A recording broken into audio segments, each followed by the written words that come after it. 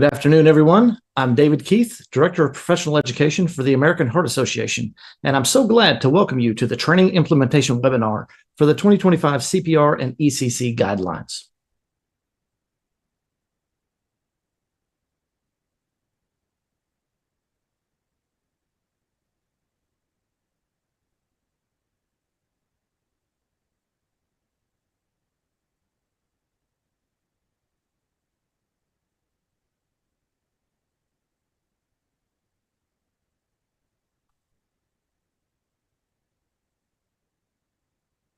Next slide.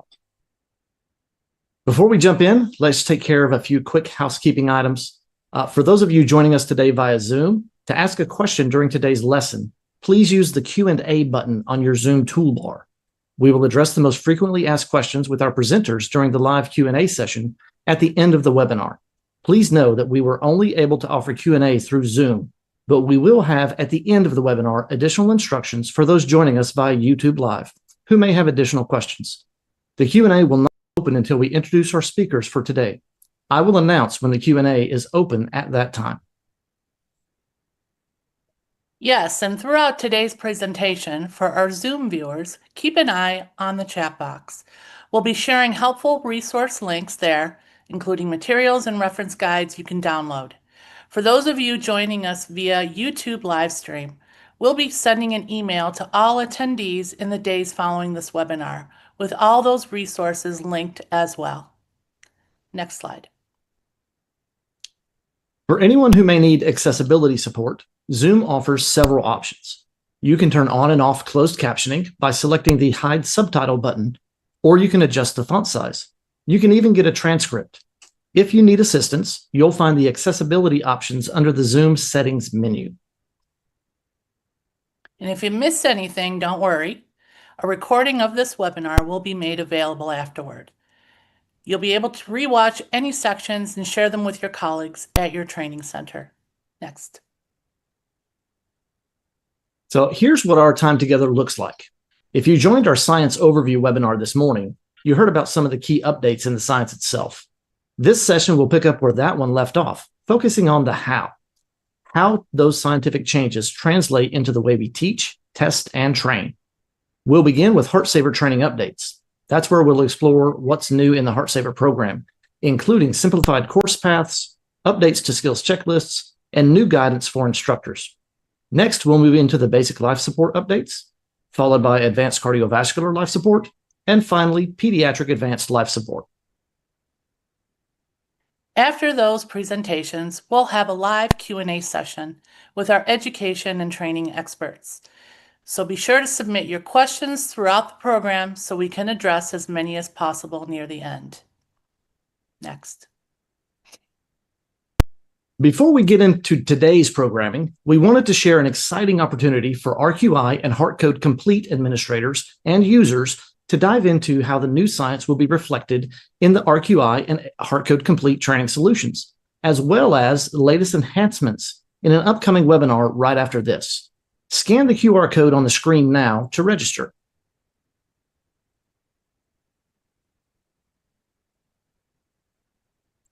Just trying to give you time to scan the code. Okay, next slide.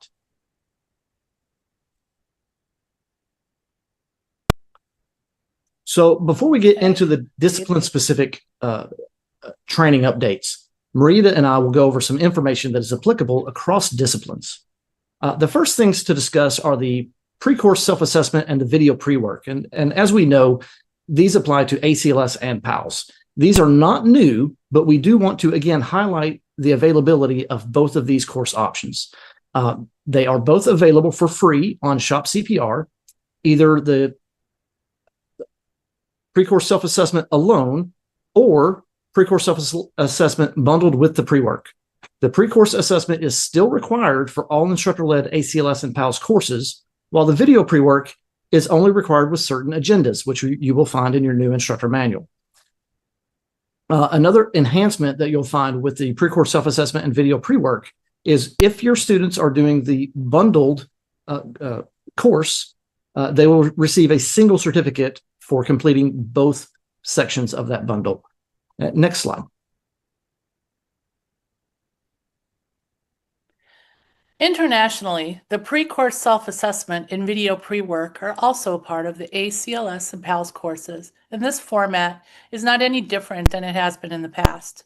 All instructors should refer to the appropriate agenda in their instructor manual depending on which course format they want to teach. The pre-course self-assessment is required for all ACLS and PALS courses, regardless of the course agenda the instructor is going to teach. The IVE print pre-course self-assessment is now available on Atlas. The PSA and video pre-course online will be available in International English soon. Please stay tuned for communication to the International Training Network. One last thing to remember and to reiterate is that if the student takes both the pre-course self-assessment and the video pre-work, they will get a single certificate upon completion of both to present their instructor on the day of class. Next. And now we'll talk about the instructor update and the product and course orientations. All instructors must complete the instructor update for each discipline that they teach before teaching the new 2025 courses. While the instructor update is mandatory, the product and course orientation is not mandatory, but it is highly recommended. And you can find that as a bundled course with both together on Shop CPR and through e-learning. These courses can be assigned through Training Central by the Training Center coordinators when purchased through Shop CPR. After completing the instructor update, instructors can then use the interim materials, which are found on Atlas, with their 2020 materials to teach the new 2025 science until February 28th, 2026. All instructors must complete the instructor update by February 28th, 2026. Beginning March 1st, 2026, all courses conducted must use the new 2025 guidelines materials. Next slide. Even our current instructors internationally also need to be updated on the new products. Therefore, all instructors must take the instructor updates before teaching the 2025 science and using the new 2025 course materials. This includes using the interim tools. The interim tools can be used with the 2020 course materials after completing the instructor update and before the full adoption date, which we'll see on the slide. So to reiterate, February 28th will be the last day instructors can use the 2020 materials with the interim tools, and from March 1st, 2026, all ITCs must use the 2025 International English course materials. In regards to the languages, once the provider materials release, all ITCs have 90 days to fully transition to the 2025 training materials. Today, all instructor updates will be available in English for Heartsaver, BLS, ACLS, PALS, and PAIRS. Instructor updates are available on Shop CPR, e-learning, and LLP. Instructor updates in additional languages are anticipated to become available in December. For the ITCs who are using Training Central, you'll be able to assign the instructor updates once obtained from Shop CPR. For those using LLP, please reach out to your ITC for the instructor updates. Next. And now for some quick updates about Atlas. For our US Atlas users, one reminder is to please use the US specific pages because there are some slight variations in terminology when we look at some of our international documents. So please only go to those US specific pages to get your course information and course documents. Another thing to mention is the PAM, the Program Administration Manual. For our US users, the PAM is a digital document, living document that allows us to make easy updates through the digital format. And because of this, it should not be printed. If you need to know what the PAM says today, I encourage you to go onto Atlas and go to the link to the Program Administration Manual to see that. Some other changes that you'll see as you go onto Atlas today is you'll see that some of the course information pages have changed. They have a little bit of a new look and feel to make finding things easier, make navigation a little bit easier. And you'll also find that we have now bundled many of the course documents into specific zip files to make downloading the materials that you need a little bit easier on you. Next slide. All international ITCs and instructors that are using Atlas now have access to the 2025 training resources in PDF in IVE for Heartsaver, BLS, ACLS, and PALS. However, the 2020 materials have not been removed, and the ITCs will have access to the 2020 training resources to be used until the 2025 materials are mandatory. Our international PAM is in PDF format instead and will be updated in English at the beginning of 2026. Next. Online exams. This is another item that is not new, but again, we want to make sure that all users are aware of the availability of these items. Electronic exams, online exams are available to the Training Center Coordinator through Shop CPR for BLS, ACLS, and PALS. The Training Center Coordinator does need to use their security code to get those, but they are available on Shop CPR. When you're using the online exams, they are meant to still be used inside of the classroom, being proctored by an instructor present along with the students.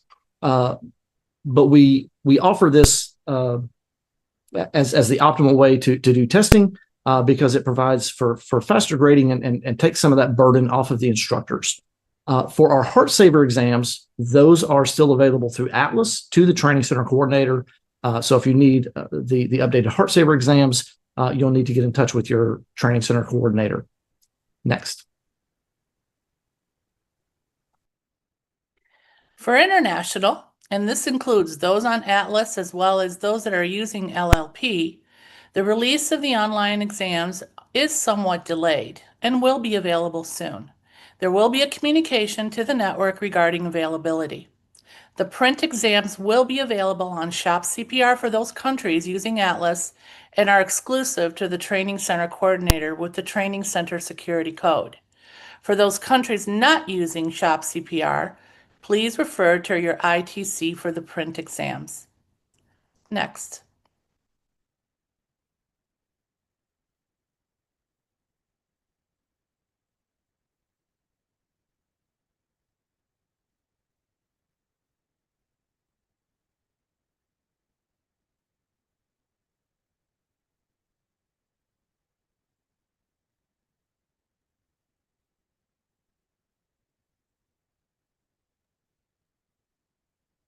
Marita?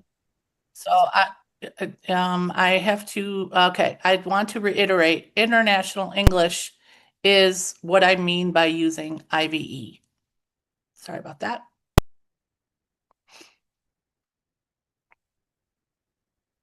Okay. Yes, I'm here. Another new update, hopefully a feature that you'll find very useful on Atlas. When you're creating classes on Atlas, as you go in and you're going to create a 2025 guidelines course, you should find that when you go to the drop-down menu in your course in your create a class, is that the title of the various courses are going to match the names of the agendas that you find in your new instructor manual. Now, as you see on the screen, this is just a sample of some of the updated course names, which are tied directly to the new agendas in those instructor manuals. So we have ACLS course, ACLS update course, and this is important because that helps to define the time of how long your instructors are blocked out on Atlas, because as we know, some of these courses are longer than others. And so making sure that you get the right time block when you put it into Atlas. And then it also helps to ensure that your students are getting the appropriate credit for the amount of time they spend in the course and not getting too much or too little based on that. And so this new naming convention you'll see for your 2025 courses will help to alleviate those issues. But look in your instructor manual to see all the new agenda items that are available to you. Next slide. So with this slide, I wanted to focus on the ITCs using LLP and reiterate what most of you already know. This is a screenshot of what the LLP platform looks like, and I'm sure all of you already know how to assign the new products to your training sites and centers and instructors. A reminder that the training center coordinators can access and assign online exams on LLP once they are available. For now, the exams are available for print, and it will be shared with the training centers by your regional office. Next slide. And then the last update that applies across all of our different products is this updated universal chain of survival. And so what we see here is we now have a new singular chain for all ages. So it applies from infant, child, and adult, and it also covers both in hospital and out of hospital settings. The new links in this chain of survival are recognition and emergency activation, high quality CPR, defibrillation, advanced resuscitation, post-cardiac arrest care, and recovery and survivorship. Next slide.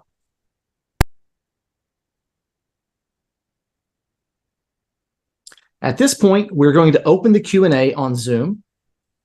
Now that we have walked through those important logistics, let's get into the teaching changes to the courses. We're fortunate to have an outstanding lineup of presenters joining us today, each representing a key area of our training programs. Our first speaker is Gino Malika, Senior Product Development Manager at the American Heart Association. Gino leads global strategy and product development for all Heartsaver programs.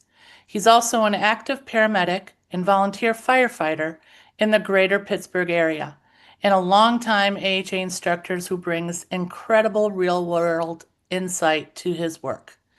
He'll share how the 2025 updates simplify the Heartsaver learning experience and enhance instructor support around the world. Next, we'll hear from Deb Torman and Ali Corder, who will walk us through updates to basic life support teaching. Both Deb and Ali are deeply experienced instructors and course developers who have been instrumental in shaping the new BLS training approach, particularly around hands-on practice, feedback devices, and real-world team dynamics. Following that, we'll welcome Dr. Ashish Ash Panchal, Professor of Emergency Medicine at The Ohio State University Wexner Medical Center, and Eric Soderberg, Senior Product Development Manager at American Heart Association. Dr. Panchal serves as chair of the AHA's Emergency Cardiovascular Care Committee and is passionate about improving outcomes from cardiac arrest. He'll discuss the key science updates and advanced cardiovascular life support, and Eric will follow up with impacts to teaching the advanced life support course. Next. And finally, we'll hear from Raylon Meeks, who is a pediatric subject matter expert and longtime AHA consultant.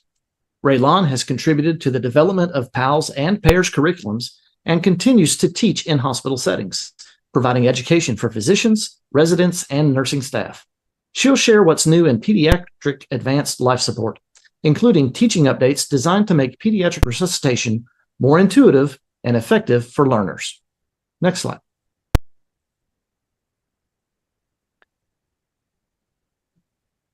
Thank you, wow, David we and have an Marita. incredible lineup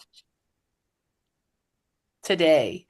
So let's dive right in. It's my pleasure to turn it over to Gino Malika, who will kick us off with updates on the Heartsaver program and what's new for 2025. Gino, welcome, and thank you for leading us off with this first section. Thank you so much, David. Thank you, Marita. I'm very happy to be here. And I would just have on the next slide have a quick little lineup of what we're going to talk about specific to the Heartsaver product for our 2025 launch and how it impacts you as instructors across the world. We're going to talk about a few science updates, some streamlined course paths, our skills testing updates and the evaluation methods there, and then we're going to cover some of the Heartsaver specific resources that you'll use in your classroom every day. Next slide. So let's jump right into it. What you're seeing here is around infant CPR. And for infants, rescuers should compress the breastbone with the heel of one hand or the two thumb encircling technique. We say if the rescuer cannot physically encircle the chest, it's recommended to compress the breastbone with the heel of one hand. This is the significant change.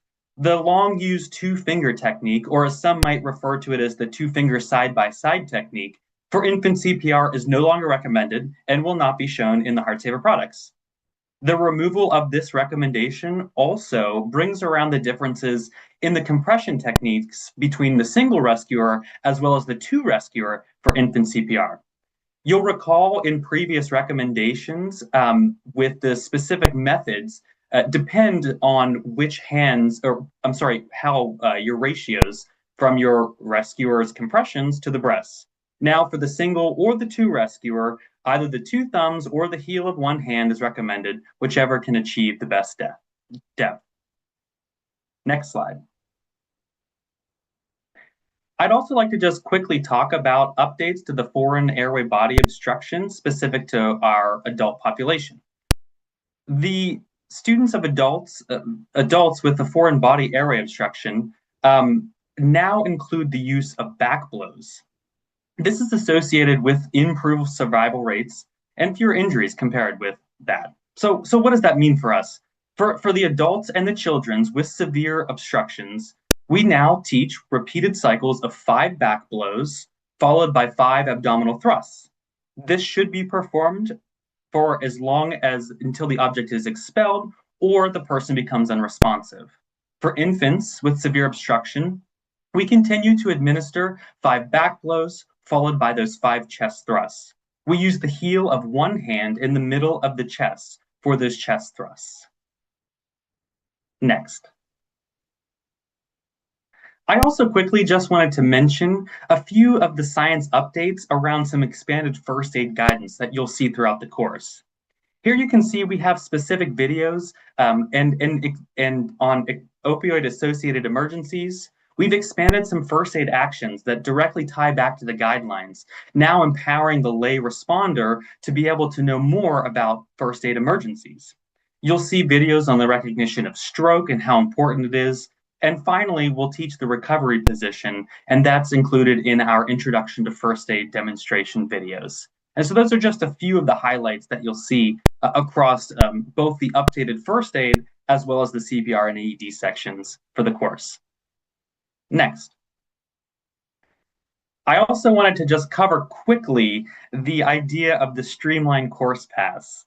I know that several course paths are now combined within 2025, and that eliminates the sounds like so dreaded educator and office course paths from 2020. You can see here that we still offer the total and the basic courses for the Heartsaver First Aid CPR AED course, and we still have the CPR AED and the First Aid standalone courses. Our pediatric course, the Heartsaver Pediatric First Aid CPR AED course, is streamlined and does not include a basic or standalone options. And so there's that one option for the pediatric course. These course paths directly correlate to what you'll see within the USB, streaming, as well as the DVD formats.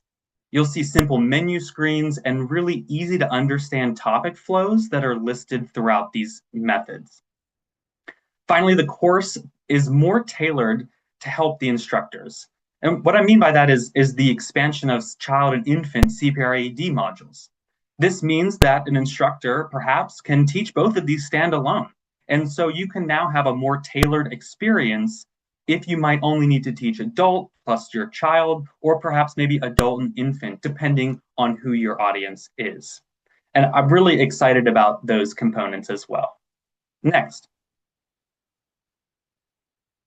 We've also updated our skills and testing exams, and I'd like to just spend a minute on that now.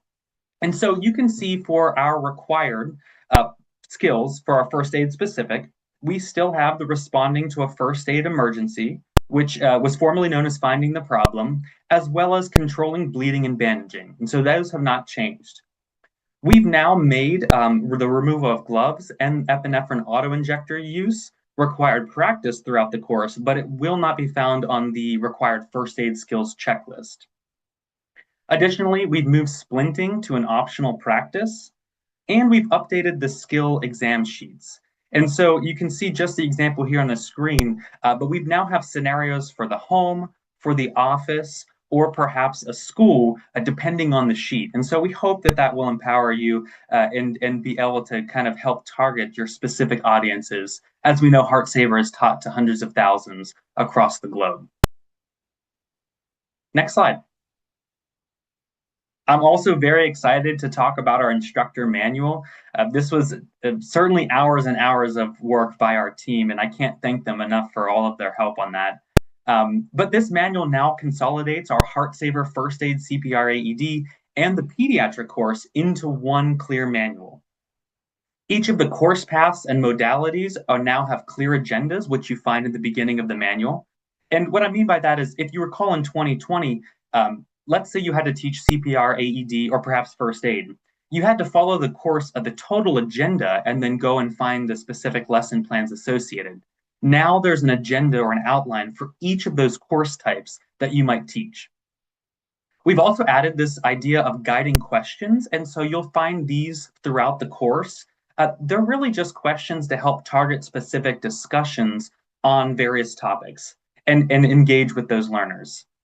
We've expanded some practice opportunities, and one of the biggest ones I can talk about is the addition of another compressions practice, a CPR practice, 30-2, before the skills exam.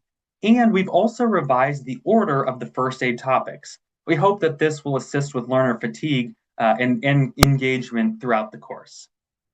Next. One of the other pieces in the same aspect is the student workbook. And now the student workbook is also combined into one product. I feel this new format lessens that redundancy across the products, and it also increases the engagement. Specifically, you'll find that the topics in the student workbook are now in alphabetical order, and that's really paired with this new compact design. Our hope really for the team is that the product becomes this enduring component of first aid kits. Think of it almost as maybe a reference pocketbook for rescuers that they can keep with them. And finally, our digital reference guides are available within the improved ebook, and there are no longer any printed reminder cards. Next. David mentioned this briefly, and so I just wanted to touch on it as well, is that you'll find in Atlas an entire new look and feel. But I think it's really important for the Heartsaver piece. If you're like me, I would go in there and I'd find a bunch of hyperlinks, and I really had no idea which ones I was clicking on or which ones perhaps maybe were updated and when. And so it just became a bit information overload. And now, so what we've done is really given this a new look and feel across all of the products. And I'm really excited of how we kind of packaged Heartsaver. So, we have the pre-course materials or maybe the classroom materials that you'll need really in an easy downloadable zip file that you can use. We have the marketing branding toolkit is available right there as a hyperlink. And then as you get down the page, what you're seeing on the right side of your screen there is really all of the other ancillary materials that we use for Heartsaver in a much more digestible format. And so I'm really excited to launch that and get feedback on it. Next. And finally, I wanted to just briefly touch on our e-learning. For the students that are taking the e-learning options, the course has just undergone a complete refresh, and I'm very excited about that. The dynamic course is engaging and it's robust, and it allows the students to practice more of their skills virtually. The course features demonstration videos, and that's followed by interactive review sessions. And then throughout the course, we have about 10 or so activities that are spread to reinforce some of those learnings. So things like compressions or using that epinephrine auto injector, or perhaps really diving into heat or cold related emergencies. In addition to this improved design, the course also has light and dark mode options available, the ability to speed up or slow down videos for learners, and it's mobile friendly. So it can be used conveniently on the go. I'm really, really excited about that. That is all I have on Heartsaver. I'm really excited to answer any questions that you might have at the end. I can't thank the team enough for all of their work on this. And I'd like to pass it over to Deb and to Allie to talk to you about BLS. Thank you, Gino. We really appreciate that, and welcome everyone. I, along with my colleague, Allie Corder, are happy to present the science and the course updates for BLS. Next slide, please. Okay. As you know, BLS is designed for healthcare professionals and trained first responders who provide care in a variety of settings. There are still two main course tracks that contain the same course content, but the scenarios presented are tailored directly to the audience. The course tracks are hospital and out of hospital, which was previously known as pre-hospital. Next slide, please. Now I want to share the skills and course updates based on the 2025 AHA guidelines. This is going to be a little bit of a repetitive in terms of what Gino covered in Heartsaver, as the science is the same. But for infants, it is now recommended that rescuers compress the sternum with the heel of one hand or use the two thumbs encircling hands technique. If a rescuer cannot physically encircle the chest, it's recommended to compress the chest with the heel of one hand. Studies suggest that the two thumb encircling hands technique is superior for giving compressions to infants when compared to the two finger technique, particularly for achieving adequate depth. The use of the two finger technique was eliminated due to the ineffectiveness in achieving proper depth. In BLS, there is actually going to be no longer an individual opioid-associated emergency algorithm. The role of the opioid antagonists for suspected opioid overdose during respiratory and cardiac arrest is now included in the adult and pediatric BLS algorithms. All algorithms in the BLS course have been updated to meet the new 2025 AHA guidelines. Next slide, please. Oh, back one. Oh, I'm sorry. Nope, we're good. Okay. We're going to talk a little bit about foreign body airway exchange. So for infants with severe foreign body airway obstruction, repeated cycles of 5 back blows alternating with 5 chest thrusts is recommended. The heel of one hand technique is now recommended for chest thrusts. Abdominal thrusts are still not recommended for infants. Studies of adults with foreign body airway obstruction show that back blows were associated with improved rates of relief and fewer injuries compared with abdominal thrusts. The recommendation for alternating sets of 5 back blows and 5 abdominal thrusts is based on the value of consistency with existing infant and pediatric guidelines that use this approach. Many foreign body airway obstructions are relieved by allowing the patient to cough, or if severe, lay rescuers using chest or abdominal thrusts. A recent observational study of adult and pediatric cases suggests improved clearance of a foreign body with the use of back blows over abdominal thrusts. Next slide, please. And the BLS infant skills testing checklist has been updated by removing the 2-finger technique for infant compressions and replacing with the heel of one hand technique. The 2-finger technique was eliminated due to its ineffectiveness in achieving proper depth. I am now going to turn it over to my colleague, Allie Corder, to discuss student instructor activities, lesson plans, and course materials. Thank you so much, Deb. First, I'm excited to share some updates we have related to the student practice activities within the lesson plans that will be found in the instructor manual for the BLS courses. Now, in addition to the practice while watching videos, there have been detailed updates made to the instructor-led student practice activities included in those lesson plans. These cover the topics of AED, 2-rescuer adult BLS with the AED, and high-performance teams. The additional practice sessions will provide students with more hands-on practice opportunities led with the instructor's guidance and expertise to prepare them for more real-life scenarios. In regards to the high-performance team activities, it's recommended that life support training for healthcare professionals includes specific emphasis on teamwork competencies. We know that performing as an effective team member during multi-rescuer CPR is an objective of the BLS course. We therefore want to ensure students have hands-on practice opportunities in class performing in a high-performance team, and they gain more confidence in this skill. Because of that, the high-performance teams activity is now required for the BLS course and BLS renewal course. With that, we recommend that a minimum of 3 students are there to support team dynamics in the BLS course objectives. We know this will allow students to practice this crucial objective within the BLS course. Next slide, please. In 2020, there were the optional continuous compression lesson plans available for instructors on Atlas. For 2025, these lesson plans have been discontinued. In the BLS course, the focus is learning high-quality chest compressions with ventilations or breaths. The BLS course teaches students additional information regarding continuous compressions with asynchronous ventilations once an advanced airway is in place. Next slide. And finally, I'll just share a few general BLS updates. The interim materials for BLS are available on the BLS course information page on Atlas. For those international markets that are mandating heart code for BLS training, the mandate does not affect the process of instructor training. All instructors will continue to be trained using the curriculum found in the BLS faculty guide.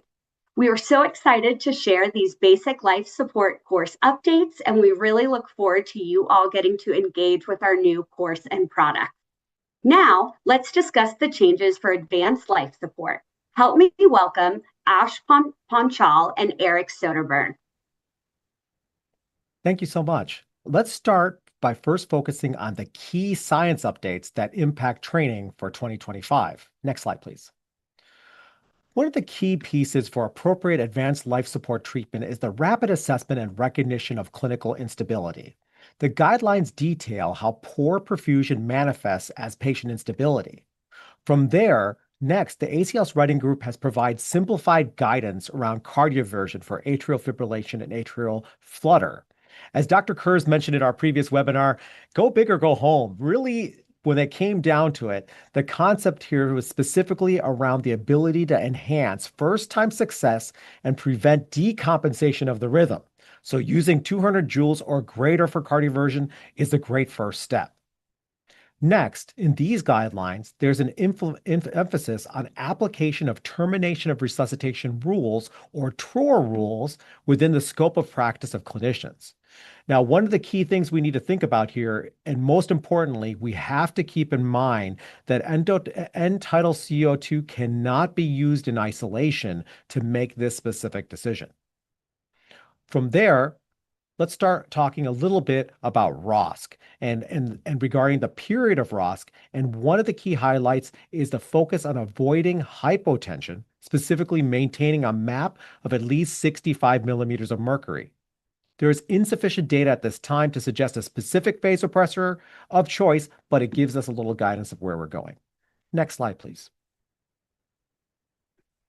Continuing in the cardiac arrest venue, post-cardiac arrest venue, is the concept of identifying etiologies and complications from cardiac arrest itself. It is reasonable to perform computed tomography for adults after ROSC or CT scans to allow to look for these problems. Now, additionally, point-of-care ultrasound can actually assist you in identifying a lot of processes, and this may be important as the first step before a required intervention may be needed. One big change is a terminology and treatment around temperature control post-arrest. In the past, we talked about hypothermia, target temperature management, and now we focus on temperature control. Now, this is all led by the evolving evidence around this space and the impact of temperature control on neurological outcome. The goal is to maintain temperature control between 32 and 37.5 degrees Celsius, preventing fevers for 36 hours for patients who remain unresponsive post-ROSC. Now, finally, to wrap up this idea, there is an updated section on neuroprognostication that includes the predictors of favorable and unfavorable neurological outcome.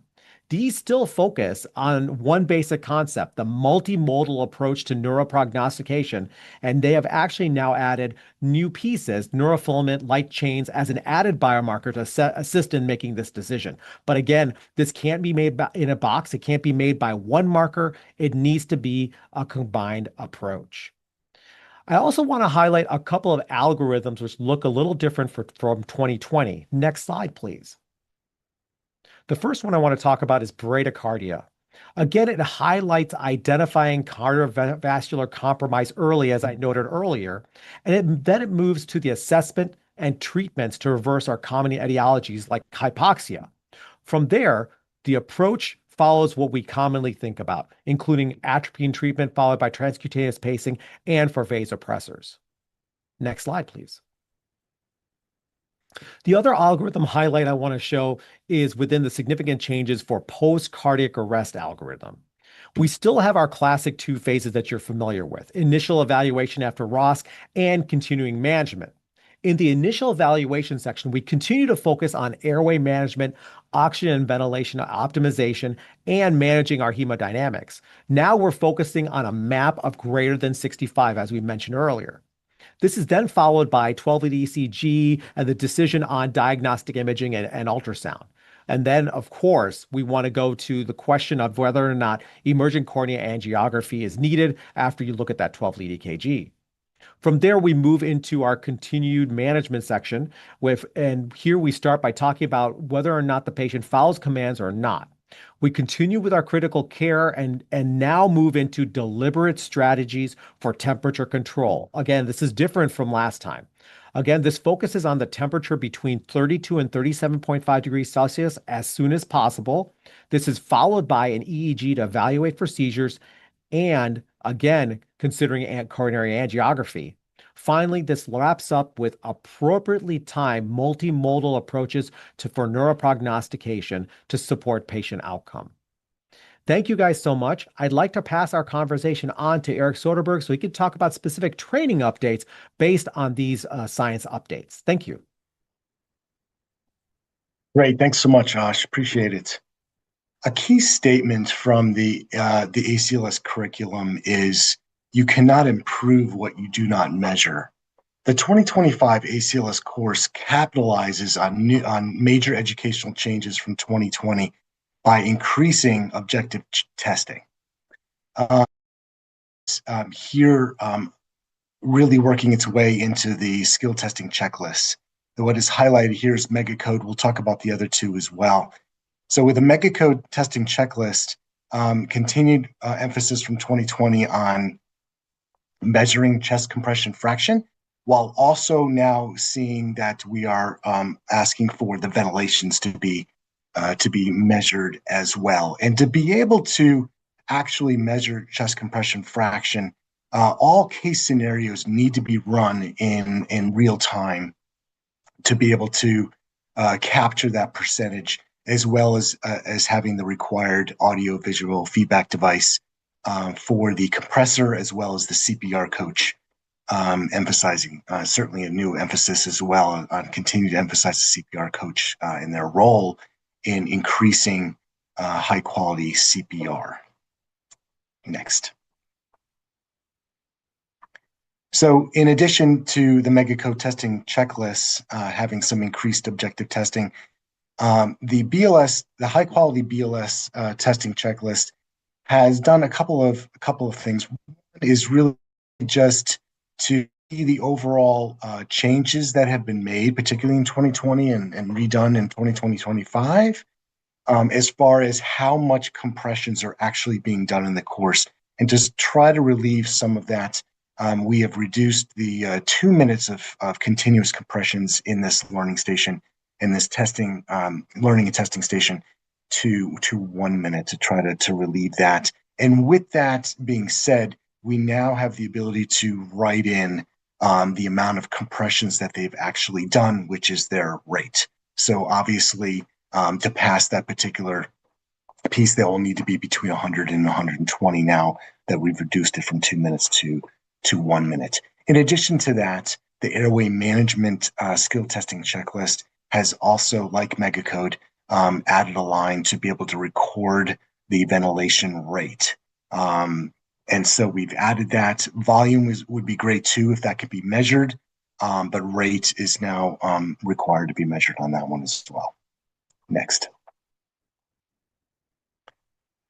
Next, just want to quickly highlight, with the introduction that David talked about earlier of the pre-work in 2020, there was we really revised the title to try to reduce confusion and make it more straightforward and simple. And it's really about whether the student is coming into the course viewing most of the videos or not. So it's an agenda with pre-work or an agenda without pre-work. So ACLS course or ACLS course with video pre-work. So really trying to reduce that. We also removed some of the optional language that was confusing as far as the videos were concerned. So some videos weren't being shown because of that. And so we tried to reduce some of that confusion and make these more straightforward. So if what we are tending to find is that the students that are participating in the pre-course work, the video pre-work, as well as the mandatory PSA, pre-course self-assessment, they are coming in a little bit more prepared. And also they have less seat time in the course, and because they're spending more time doing psychomotor skills as a team. Next. This really, I want to just make a few statements here. We have added a line to the course rosters for instructors to be able to record the team's passing chest compression fraction. And so we are, again, as my original statement, really making that emphasis here. And that emphasis on CCF is really for two reasons. Number one is the more obvious reason, the science reason, which we're trying to minimize interruptions and compressions, obviously increase perfusion. But the second reason is actually educational in nature. So with the introduction of pre-briefing, the team is now coming together and setting a goal. They're going into their case scenario. They're performing as a team, both from a communication standpoint, logistics standpoint, coordination, leadership, and all these pieces. And then they're spending time after the case scenario to do a structured and supported debriefing. And with that, they're able to look at not only what they're able to do, but why they did it. When we've increased pieces like a chest compression fraction score, that if that team in that objective testing not able to get a passing score, they come up with 56%. Introducing is allowing borrowing a piece from our ACLS for Experienced Provider course, where we're spending time doing critical thinking. That team now has to figure out, what are we going to do different in the next case scenario to be able to improve what we're doing here? And by the way, this is a controlled, relatively safe environment. How much more difficult is this to do in a real world scenario that could be chaotic and stressful? And so what do we need to do different? How is that going to transfer into the real world? What am I going to do different in my next real emergency that we treat as a team? And so that circle keeps going around with the pre-briefing case scenario and the briefing. And the measurement of CCF is just one of the ways that they are able to objectively look at what they've done and be able to perform and work together as a team, do that critical thinking, and come up with alternatives to how they're going to improve as a team. Next. Okay, just want to speak for a minute about the megacode testing, team testing that was introduced in 2020 and will continue in 2025. We do need a bare minimum of 3 students. That is what we are defining in ACLS as a team to be able to perform that, and it needs to be all of the that are in those roles being able to perform for the megacode test, able to be able to pass that skills testing. So just want to emphasize again, megacode testing is as a team, and that we need a bare minimum of 3 students. That is also true for the hardcode ACLS hands-on skills sessions with an instructor. Next. And finally, you can obtain instructor resources as well as interim material on Atlas starting today as you are getting ready to transition over to the 2025 material. So you can access Atlas and be able to pick up all those materials for 2025 and also the interim materials until you start teaching that new course there. Next. Okay. So with that said, do we have updates and changes to BLS and ACLS, but we also have we have changes to our Pediatric Advanced Life Support or PALS course. To walk us through that, we have Raylon Meeks. Thank you, everyone. I'm very excited to be here. We'll be talking a little bit about both the science and the changes for the instructor manual as well as the provider manual. Next slide, please. We've already gone over this quite a bit, but for infants and children now, for infants, the recommended compression techniques have changed. Obviously, we're no longer doing the two-finger technique. We'll be doing both the thumb encircling and the heel of one hand. The nice thing about this is that people do not have to remember to change the way they're doing something based on the number of rescuers that they have. So both single rescuers as well as more than one rescuer can either do the thumb encircling or the heel with one hand.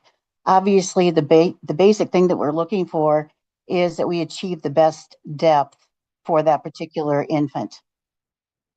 Next slide, please. One of the things that has come up too is the shockable rhythms. And for those, we still state that rapid defibrillation is the main priority, although epinephrine administration is important. And there may be instances where an IV line is available as well as the epinephrine, but the defibrillator or the AED is further away. So under those circumstances, the recommendation now is to go ahead and give the epinephrine. If there is a defibrillator or an AED available immediately, you'll want to shock and then follow the algorithm as you have previously done before. Next slide. End-tidal CO2 has been a push out for the last, I don't know how many years now, because it can be an indicator of how well we're doing the CPR. The use of end-tidal CO2, though, as just an individual guide for determining termination of resuscitation should not be used in infants and children. You'll want to have more than one parameter that you're actually looking at in order to make a good decision as to whether or not you actually want to terminate resuscitation in that particular child. This is something that is probably for an instructor. You're going to want to highlight that because it's not necessarily well documented throughout the information that you're going to receive. Foreign body airway obstruction, we've talked a little bit about, and for children with severe foreign body airway obstruction, it's now changed that we're going to do the 5 cycles of back blows, alternating with the 5 abdominal thrusts until the point in time when the child either becomes unresponsive or the object is expelled. Again, this is something that's new. Instructors, you're probably going to have to make a note to yourself. This is something you want to highlight. It is different, but not necessarily something that's required within the course itself. Next slide, please. With post-cardiac arrest management, the change now is that it's recommended to have a systolic blood pressure and a mean arterial pressure greater than the 10th percentile for age. We have usually looked at the 5th percentile, which is 70 plus 2 times the age in years, as the minimum standard or the minimum diastolic pressure that you want to see. The new formula for that, and I'll give a shout out to Jeremy Diamond for this, is 72 plus 2 times the age in years, and that will give you the 10th percentile up to the age of 10, where you will switch back over to adults just like you have previously. Next slide. Lesson plans have been revised as along with all of the other units that we've talked about this afternoon. Most importantly, the PLALS update courses. The traditional update course without the video pre-work is a new option for 2025. So I want to give a shout out to those folks that have developed that. It just gives you another standard by which that you can utilize and go through. The agendas have all been updated with the new BLS renewals, and the provider course card and BLS cards with video pre-work also have new agenda items with that, so you don't have to kind of make it up for yourself. Next up. Next slide, please. There is an updated skills testing checklist. It's the script has been changed to include the hand placement. And the nice thing about this too is all of the checklists have been updated to add to the new guidelines. The other thing that we've done is with the provider manual, and this is pretty very exciting in my book. Several chapters have actually been eliminated, and the provider manual has been organized so that hopefully it's a lot easier to get to the information that you're looking for. All the BLS items will be in toward the front of the manual, and then you'll move on to where you would look at shock scenarios and shock information versus cardiac arrhythmia information, and all that has been paraphrased together so that hopefully it'll be easier to find what you're looking for. Next slide, please. The 3-minute team dynamic skill is really not a new item. It's just that it's not ever been probably highlighted as much before. This is a CPR coach skills practice station. The coach actually stays on the defibrillator, and they do not rotate into compressions or airway. They will have a brief, short debriefing after session and make improvements accordingly. The students are going to be divided into groups of 3 or 4. You're going to be switching every 2 minutes, or prior to that, in the event that you have a compressor that's saying that they're getting tired. Then the coach will choreograph the switch in a manner that keeps the hands off chest time to hopefully a minimum of less than 5 seconds.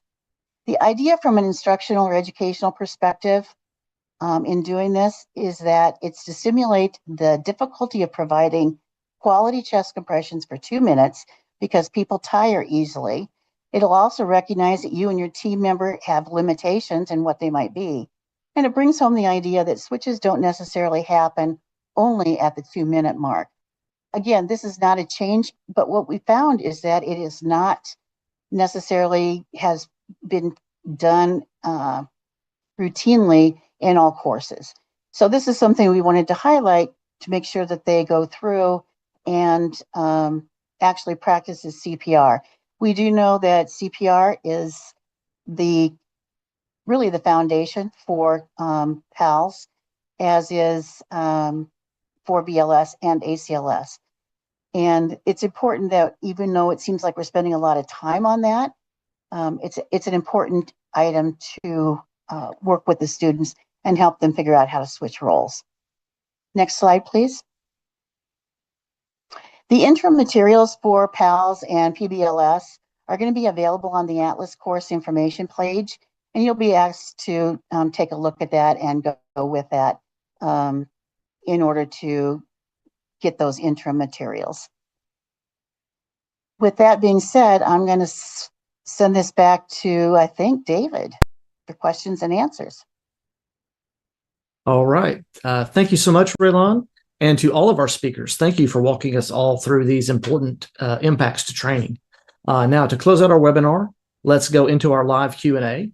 Our Q&A support staff have been working behind the scenes to answer all of your questions and have flagged some for us to answer some of your most frequently asked questions.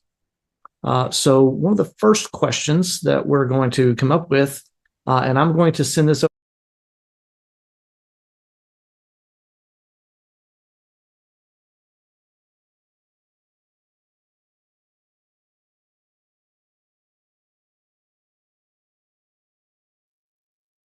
Yeah, David, thank you for bouncing that over to me. And I am happy to answer that question in regards to BLS.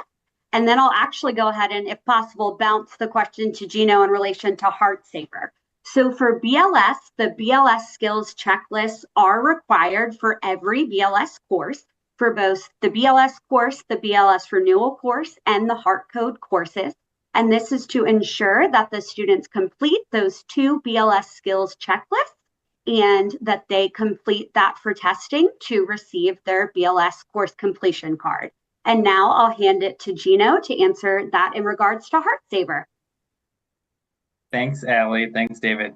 Yes, they are required for Heartsaver as well. There's 5 skills checklists that you'll find in the Heartsaver course.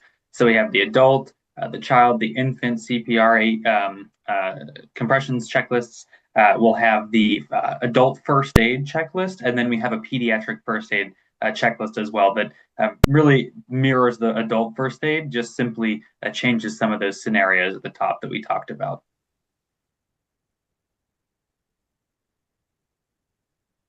Okay, excellent. Great. Thank you for that. The next question we'll have is, for infants, can we still use the 2-finger method for severe foreign body airway obstruction for the 5 chest thrusts? And so for that, I'm gonna send that. I think I'm gonna send that to Raylon, who is our PALS expert. Thank you, David. What a great question. What we found with the 2-finger technique is that it just does not provide the depth that you're looking for. So therefore, you're going to want to eliminate that from all scenarios, and you'll want to use either thumb encircling for your chest thrust or your single palm of the hand. And so I'm going to just kind of clarify the end of that, because we're talking about chest thrust for foreign body airway obstruction, and we're doing the flipping from back to front. Using the heel of one hand is going to be in the best position for that. Thank you for the clarification. Got ahead of myself there. No, you're fine. Thank you so much, Raylon. Question about CCF, which I think I'm going to send to Eric, right down his lane. When measuring CCF while performing 30 to 2 CPR, does the clock need to be stopped for each 2 breaths?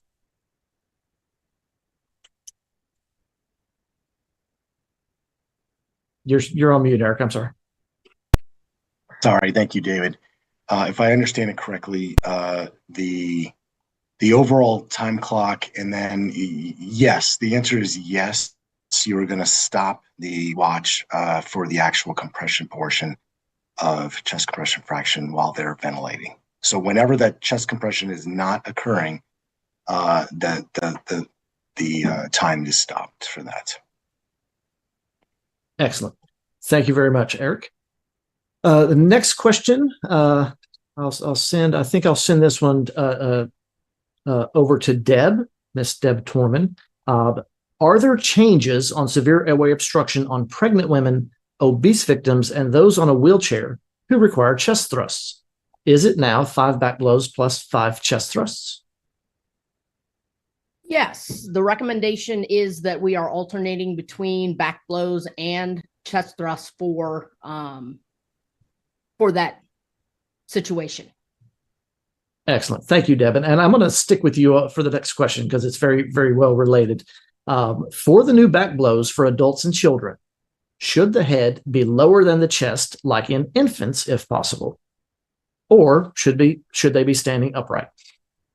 I actually am going to defer that to Allie for her to jump in as well. I don't believe that there was anything in the science that indicated one way or the other with that. Okay. Allie? Yes, Deb, that is correct. I'll defer that to the provider manual where we really give the details on how to give those back blows and chest thrusts. But as Deb shared, there was not anything specific to the guidelines in relation to the position in that for adults. So thank you for that great question. Okay, thank you. Thank you both. This next question, actually, I'm going to answer these next 2 questions, I hope quickly. The first one is, I've been an instructor for 7+ years. Will I need to take Instructor Essentials for 2025, or will the one I took before count? So the short answer is no, you will not need to retake like the Instructor Essentials online course. As long as you are maintaining your instructor status and you do your instructor updates, no, you do not need to retake the Instructor Essentials for 2025. The next question is about the online exams. The question is, are the TCCs sending codes or passcodes to instructors? And so to answer this, those who are able to use the online exams will work in the same way that HeartCode does, where the training center coordinator or potentially the instructor, whoever's got that Training Central account, they can assign the exams through Training Central.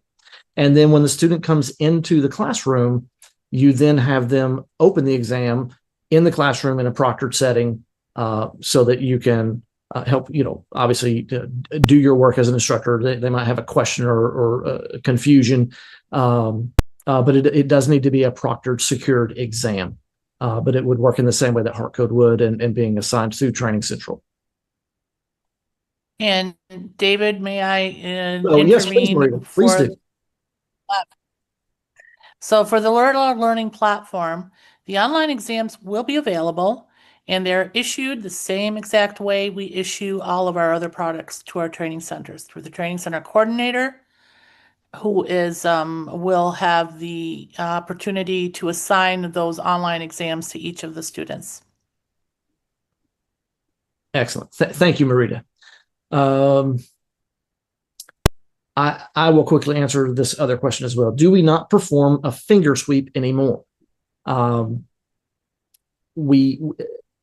our discussions today, we haven't discussed what to do when the choking victim goes unresponsive, and so at that point, there's no change to what we have currently been teaching. Once the choking victim goes unresponsive, you would gently lower them to the ground and start CPR. And each time you do your 30 compressions and you go up to attempt to deliver your 2 ventilations or 2 breaths, that is the time where you would quickly look in the mouth. And if you see the obstruction, then yes, you could use a finger sweep to try and get it out of the way. But if you don't see the obstruction, we do not, and we have not for a while, recommended a blind finger sweep. But that's the back blows and the chest thrusts, the back blows and the abdominal thrusts or chest thrusts are really for that severe choking victim who is still conscious. All right. Thank you.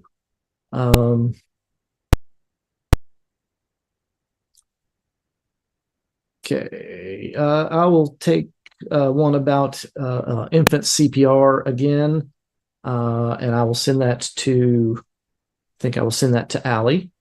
For infant one rescuer CPR, is the thumb encircling technique also permitted, or just the heel of one hand? That is a great question. Thank you so much for asking that. So we recommend both techniques for infant CPR when it comes to chest compressions. We do have students tested in both of these skills during their infant CPR skills testing in BLS, and this is just to ensure that they are comfortable with giving chest compressions with both the 2 thumb encircling hands technique and the heel of one hand compression, so they feel confident in that. We just want to ensure that the individual who's doing those compressions is giving the technique that gets the appropriate depth and rate and recoil. So we really encourage them to practice both in class, and they'll be tested on both, but then in that real world scenario, performing whichever helps them reach those appropriate standards to chest compressions for infants. Excellent. If you want, David, I saw one of the other choking questions come through. No pressure, but I do have that ready to answer as well, if that would be helpful. Absolutely. If you are ready for it, go ahead. Yeah, sure. So that first question was just in regards to if the individual is conscious and choking, are back blows delivered between the shoulder blades? And so I went ahead and just have that all ready for you all, and I know that this is a skill update. And so with someone who is choking in a responsive adult or child, you want to ensure to perform 5 forceful back blows followed by 5 abdominal thrusts. And so what those back blows look like is you perform the 5 back blows by using the heel of your hand to forcefully strike the person's back between their shoulder blades. If those back blows on the first 5 do not relieve the choking, you'll then perform 5 of those abdominal thrusts. And you will do those back and forth until the object is removed or until the individual becomes unresponsive, where then you've enacted the emergency response plan and you begin CPR. And then in regards to someone who is pregnant or in a wheelchair, if you're unable to wrap your arms around the person's abdomen, or if the person is visibly pregnant or in a wheelchair, you will perform chest thrusts instead of the abdominal thrust. And there will be teaching of this for students in the course. So you'll perform chest thrusts, putting your arms under their armpits and placing one fist, thumb side towards the body, in the middle of the chest on the lower half of their breastbone. You'll want to make sure with your other hand to grab the fist and pull straight back to give chest thrusts instead of abdominal thrusts. And so that is just the little difference between an individual who's in a wheelchair or you're unable to fully wrap your arms around their abdomen. So thank you for asking those great questions. Excellent. Thank you very much. And I was going to answer this question myself, but I think I'm going to send this one over to Ash because he is a physician medical director. And so the question, sir, is, are we allowed to transport cardiac arrest victims while performing CPR in an ambulance in motion? Thanks, David. Yeah, I'm an EMS medical director at Delaware County EMS in Delaware, Ohio. So this is a challenging question, and it actually ends up being a very operational question, to be honest with you. In the guidelines, there's not a specific statement which says do not do CPR in the back of the ambulance, as you've asked. However, there's a number of places in the guidelines which are very clear about about the concerns that are associated with this. Number one, in systems of care in 2025, there's a statement specifically talking about the importance of resuscitating people where you find them to enhance the resuscitation you are, and of course for provider safety. On top of that, when we think about doing CPR in the back of the ambulance, gosh, it stresses me out as an EMS medical director wanting to keep my people safe. And so a lot of times the question becomes, do we stay and play and manage through termination of resuscitation rules, those have also been enhanced for the 2025 guidelines. So that would be a strong consideration. And if we decide we want to transport, thinking about strategies to keep people safe. So one of the options that's available to you is mechanical CPR. Definitely not recommended for routine use for all cardiac arrests, but in the situation where people are at risk in the back of an ambulance transporting a patient, that may be a good solution to that issue. So this is very much an operational concept of balancing safety against optimal resuscitation. And so I tend to lean as a medical director on keeping my people safe and going in that direction. Things to think about. I hope that helps. Excellent. I love that answer, sir. And in the end, that was going to be my essentially my final answer as well. It's like we don't necessarily recommend it, but that kind of question really falls back to the local medical director and how that system is set up. So excellent. Thank you so much, sir. Have a couple questions I'll try and answer here real quick. First question: if we teach BLS and Heartsaver, do we have to do both updates? And for the purposes of the updates that we've seen today and the changes that we've seen in the instructor and provider manuals and materials for both, yes, if you are a BLS instructor and you also teach Heartsaver, yes, you should do both of the instructor updates to make sure that you are well aware of all the changes. And I will say the same thing for those of you who are PALS instructors who also teach the PAIRS course. You need to do both of those updates so that you are well aware of all the changes that affect each course individually. Because in the BLS update course, it really focuses on the changes in the BLS course and doesn't really cover those changes that we see in the Heartsaver course. So yes, please do them both. The other question I was going to answer here is, will a certificate of completion be issued to instructors after taking the updates? And that answer is absolutely yes. It is, as we've said, it is a free online course that you can find through Shop CPR. And once you complete that course, you should be able to print out your certificate of completion. And the other part of that completion certificate is that you need to take that or send that to your training center coordinator so they can keep that on file in your instructor record to show that you did complete the update.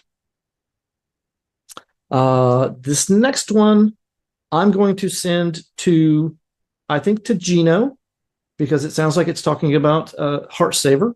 And so, Mr. Gino, the combined student workbook, is this the only manual available?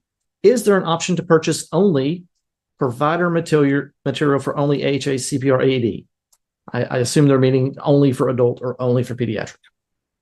Yeah, thanks, David. So there is only one product code. So there's not an option to purchase material just for CPR AED. You actually will get both manuals for the price of one, and that'll is inclusive of the all of the adult components for CPR AED, as well as all of the pediatric pieces as well.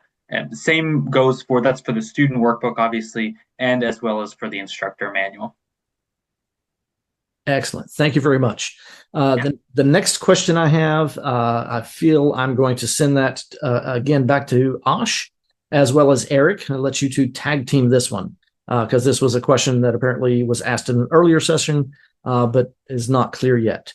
So the question to you both: if you have IV access prior to the cardiac arrest, are you still recommending waiting till after the second shock to administer epinephrine? That's a great question. So the first thing I'm going to start out with is part of this depends on exactly what your treatment priority for that moment is. Okay, so I'm going to start you off with a cardiac arrest where you have either a shockable rhythm or a non-shockable rhythm. In the setting of a shockable rhythm, our treatment priority has to be defibrillation, especially if you already have them hooked up and you see that they are in VF, VT. That defibrillation is the priority over all things, right? If we know that it's a non-shockable rhythm, that IV is great for you because now you can do early epinephrine and get on top of that, right? Now, let's now take the situation where you have that shockable rhythm. You've done your first shock and you're waiting to think about this. Keep in mind, in the ACLS guidelines, there is a clear space where there is the ability for a skilled responder to do something different because they need to do something different because you are already advanced further down the pathway. In that case, if you already have done your defibrillation and you're in your 200, you have an available IV and you want to give epinephrine at that point, you're moving away from what's exactly in the algorithm to now do a considered treatment option, and you're able to do that. Is that in line with what you should do as an instructor? Well, when we look at the algorithm is designed for coming on scene and starting your resuscitation at that moment. And so what you've provided is that nice little gray area. I'm going to pass it over to Eric for his thoughts too. Yeah, thanks, Ash. I think that as we continue, those that have been doing this a while, as we see guidelines released, we see increased research and increased knowledge of what we should and we shouldn't do. And I think that the discussions of epinephrine has been a long-term one. I think the key thing to understand is that we still don't have 100% understanding of what is the best timing. But what we do know from past research is that too early can be a problem and too late can be a problem. So I think that sticking with that recommendation of following the algorithm from a consensus standpoint of what the research is suggesting at this moment in time is something important to consider. Excellent. Thank you both for that. I hope that cleared up that question a little bit better. So I'm going to take, looks like all these questions are really for me. I'll start at the top. The tests, so the question is, just to be clear, the tests will now be on SHOP CPR versus on Atlas for TCC and TFs. Okay, yes and no. The online exams are available through SHOP CPR. So the training center coordinator would have to go on there with their security ID and order those online exams and then issue those through Training Central. If you have a need to still use the paper exam, then the training center coordinator would go through the normal process of how they currently get paper exams. And so there would be no change to that. I just wanted to highlight using those electronic exams to make things a little bit more streamlined and a little bit easier for your instructors. So I hope that cleared that out. The update courses is the next question. Are the update courses on Atlas, or will they go up after today? So the update courses are on Shop CPR, and you'll find them on e-learning for each of the for each of the disciplines. So the instructor updates are there. They're there today. I just went on there a few minutes ago and was looking at those. You can access them from Atlas by clicking on a link. So if you go on Atlas and go to your course information page for ACLS or PALS, you should find on there a link that says you can go take your instructor update here, and those links will take you back out to the Shop CPR and e-learning, where you can then click and access those courses. Next question for me.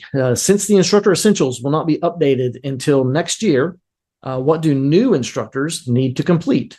So if you are an instructor, or you're going to have an instructor class between now and March, those instructors or instructor candidates, as they technically would be, those instructor candidates would complete the current Instructor Essentials course, as well as they would need to complete the Instructor Update course, so they can see the updates and the new science. And then you would need to, as always, monitor them teaching a course before you could issue their new instructor card. I hope that answers that question. And I'm not seeing any other questions. Do we have any other questions?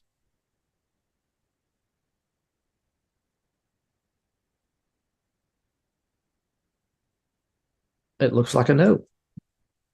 Okay. Marita? I wanted to give a really quick update on the intro materials on Atlas for International English. The International English intro materials are available with additional languages, and they're being added on Friday. So I just got that right now, and I wanted just to get everybody on the same page for that. So I think this was a fantastic, great discussion. A big thank you to everyone who submitted questions and participated today. Your engagement and passion for teaching makes such a difference in how these guidelines come to life for learners everywhere. Oh, yeah, absolutely. We hope today's session helped you feel confident and prepared to implement the 2025 updates in your own courses. And remember, a recording of this webinar and all related resources will be available soon, so you can review and share them with your teams. And on behalf of all of us at the American Heart Association, thank you for everything you do to advance CPR and ECC training around the world. Yep. Together, we're building the next generation of lifesavers, and we're grateful to have you as part of that mission. Thanks again for joining us, and we'll see you at the next session.